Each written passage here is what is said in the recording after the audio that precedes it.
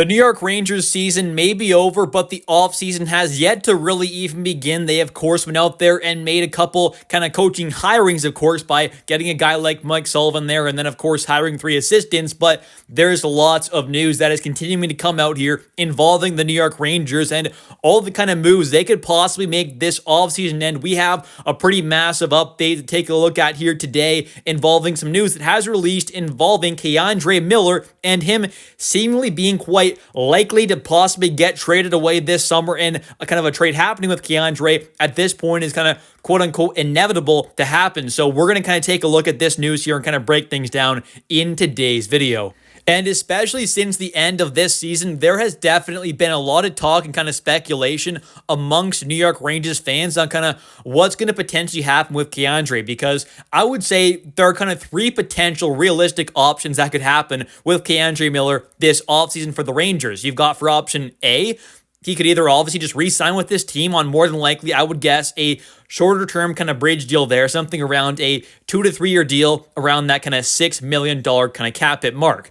Then you've got for option 2 or option B, you of course could see K'Andre Miller end up getting oversheeted by another team there. So let's say, it's the Buffalo Sabres, just hypothetically. They go out there and they offer K'Andre Miller a contract that he ends up accepting. That exact contract, Rangers would obviously have the option of either matching or declining. And if they match it, they end up keeping K'Andre for that specific contract that him and, let's say, hypothetically, Buffalo kind of worked out there that he accepted, of course. So in that scenario, the Rangers accept it and they just keep him. Or they either decline that and don't match it, where he goes off to Buffalo for that contract that they agreed on, and the Rangers would more than likely end up with a first and third round pick in compensation that is unprotected for the 2026 draft. Now, I'm not saying Buffalo's actually going to do that. They're not going to go out and offer sheet any player where they're having to give up their first round pick in 2026 unprotected, but in this scenario, right, the Rangers are more than likely going to get back a first and third round pick, because for the compensation kind of tiers there for the offer sheets, it's that about 4.6 mil to, I believe, about 7 mil mark where you have to give up that first and third round pick. And remember,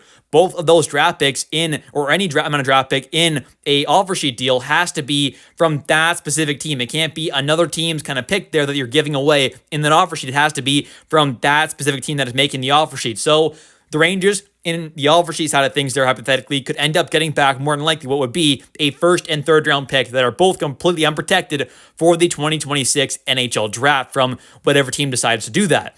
And now for option 3/C, you could say, the Rangers have the ability to just potentially go out there and straight up look to trade him away in just a normal trade, which is definitely a possibility. But you also have to remember, and this is a big thing as well, if a team, let's say, goes out there and does officially make that offer sheet for K'Andre Miller and he accepts that deal or whatever it is, over that kind of certain amount of days that the Rangers have to make their decision on whether or not they want to either accept or decline that offer sheet there, they cannot go out there and look to kind of facilitate a different actual trade there. They cannot do that. So if a team actually makes an official offer sheet there and K'Andre accepts it, all they can do with K'Andre at that point would be to either match that offer sheet or decline. So that's kind of why this team is going to have to make their decision on K'Andre pretty quickly there. And if they want to make a trade happen, they really got to start figuring things out there, because they could end up getting put in a spot where they either have to accept an offer sheet and pay him that money, whatever the deal ends up becoming, or they, of course, end up getting back that first and third round pick, which I don't think would be the worst scenario, but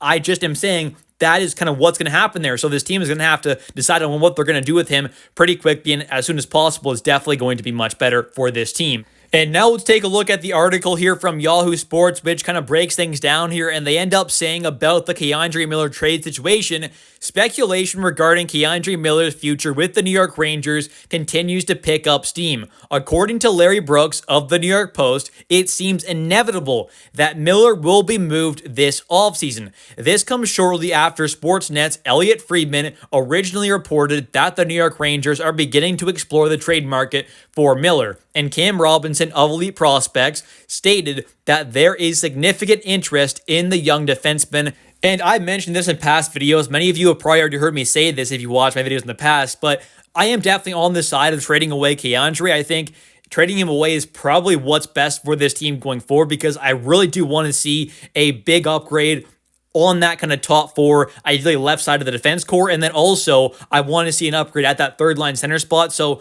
trading away a guy like Keandre and saving that, at least about $6 million in cap space and, getting back some, whether it's picks or prospects or, solid young players or NHL, whatever it is you get back for Keandre, I think is probably worth it. But at the end of the day, I'm not willing to give him up for pretty much nothing, right? I need to see some good value come back in return. So I'm more than okay with seeing him dealt away, and to me, it's not surprising that there would be quite a few teams interested in a guy like Keandre with the fact that he is a 6'5" guy who skates incredibly well for that size there, but of course, there are a lot of negatives to his game where I think at moments he can definitely be a massive liability for this team in the defensive zone.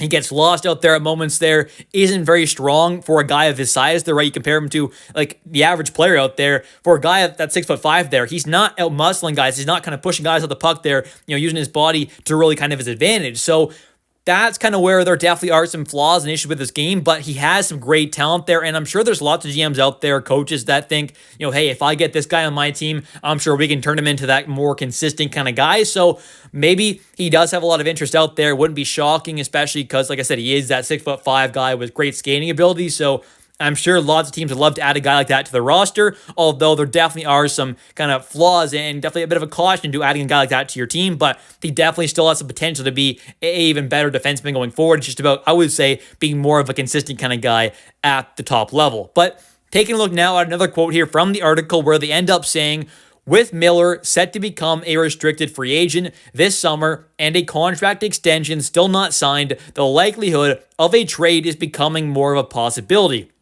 Arthur Staple of The Athletic linked the Rangers to defenseman Vladislav Gavrikov, and it's unclear if their reported interest in Gavrikov impacts Miller's future with the Blue Shirts.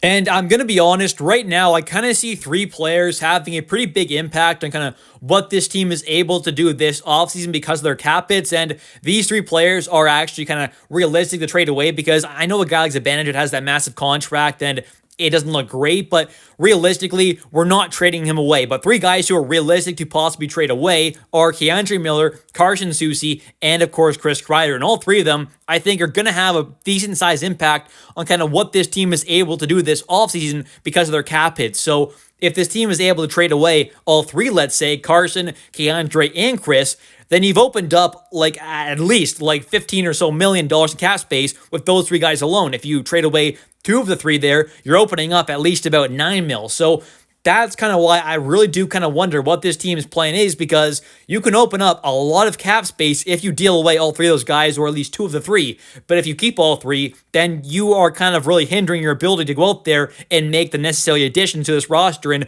make the actual kind of upgrades that I think are clearly needed. So it's going to be interesting to see what happens there. I have no idea what this team's plan is as of this moment. If I had to guess, I'll say Keandre's traded away, sure, and that's kind of what I would rather see. But at the end of the day, I just wanted to see this team get back on track to being a Stanley Cup contender. Anyways, thank you all so much for watching today's video. If you have enjoyed, definitely don't forget to click that like and subscribe button for daily New York Rangers content, as I do post every single day. And I did want to say, I really do appreciate all you that watch this video. If you made it this far, I really do appreciate you a lot more than you'll ever know, because I'm just a Rangers fan, just like all you out there, and I just love talking hockey. I love talking New York Rangers with all you and making these videos, breaking things down, giving you all my opinions, whether you agree or disagree. I love hearing your thoughts and opinions in the comments as well. So, of course, don't forget to comment down below your thoughts, but I really just appreciate all the support that you all show on this channel, whether you agree or disagree. It truly does mean a lot there, and I love that there is such a great New York Rangers community out there, and I just really do love making these videos for all you out there. So thanks for watching. I'll catch you next one, and let's go Rangers.